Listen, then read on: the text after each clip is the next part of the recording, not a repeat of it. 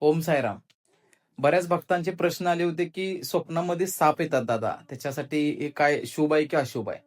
तर साप येणं, सापामधले काही प्रकार येणं, ह्याच्यामध्ये शुभ पण मानलं जाते आणि अशुभ पण मानलं जाते.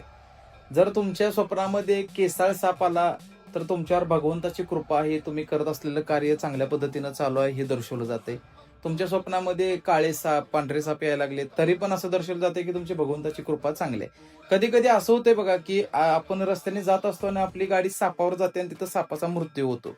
किंवा कधी-कधी असं होतंय, की आपण असं क्षणिक बघतोय आणि त्याच्यावर गाडी जाते. मध्ये बघणारा आणि घालवणारा जर असा काहीतरी प्रकार तुमच्या आयुष्यात घडत असेल, तर 100% तुम्ही मोठ्या संकटात तरी असणार आहात किंवा पडणार आहात हा संकेत आहे. या संदर्भातले उपाय तुम्हाला मी पुढच्या व्हिडिओला सांगतो.